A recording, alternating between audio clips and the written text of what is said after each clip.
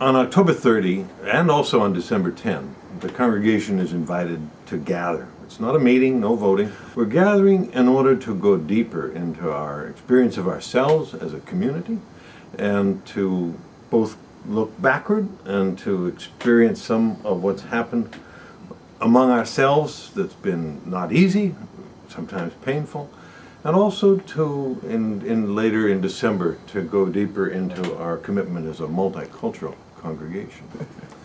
I'm here with Len Leach, Vice Chair of the Council of the Riverside Church. Len, I'm so glad that we could gather together to talk about some of the things that are coming up. As you've been planning in the Dialogue Project Task Force, what are some of the things in this project that have most animated, interested, satisfied you? Well, for me, I think it's the ability to engage the congregation so that they can talk about their experience in the in this church, and for them, a way for not only learn what they've been dealing with, but also be able to find harmony, find peace in themselves. So I think this is an opportunity for the congregation to talk and be able to hear each other personal stories.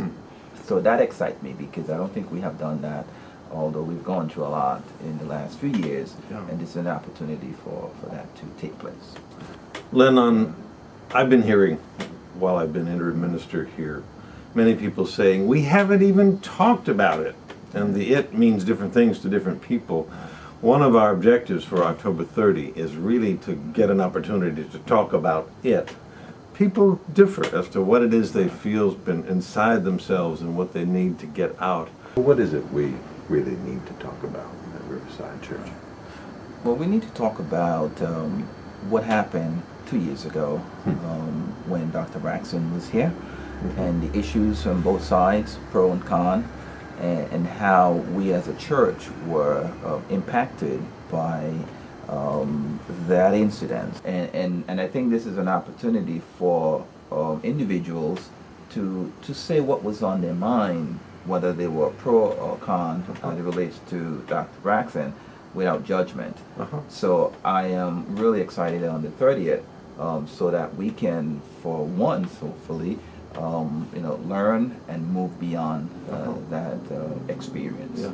And speaking not just in a small group to 7 or 8 people who are like-minded, but that the whole group might hear. Right. Everybody who comes, right?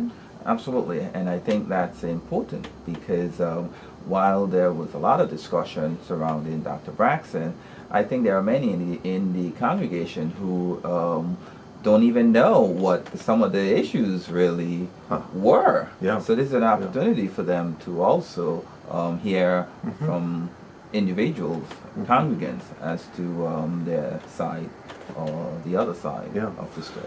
One of my concerns as an interim expert, one who really studies how to use the interim time, is that the different voices feel validated, that a person's experience is real, no matter how different it was from another's.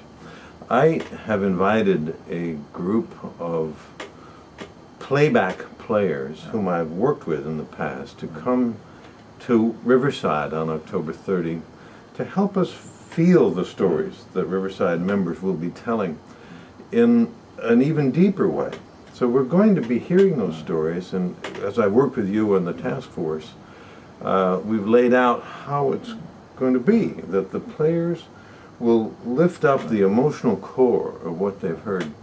As you've been thinking through with me why we're going to go ahead with this approach of hearing the story from the church member, then seeing it played back by the players, what's touched you about that possibility? What excites me really is for us as a congregation and myself to take a story that's been told and have it play back before our eyes.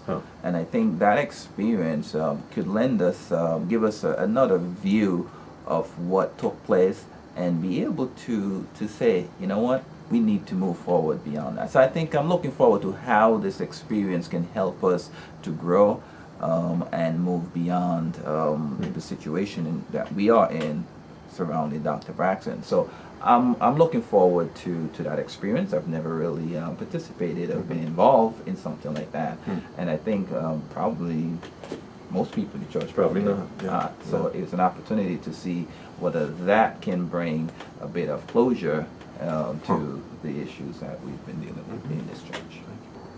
I really hope that you in this congregation will come out to this experience and share in it, participate in it, and give back to it.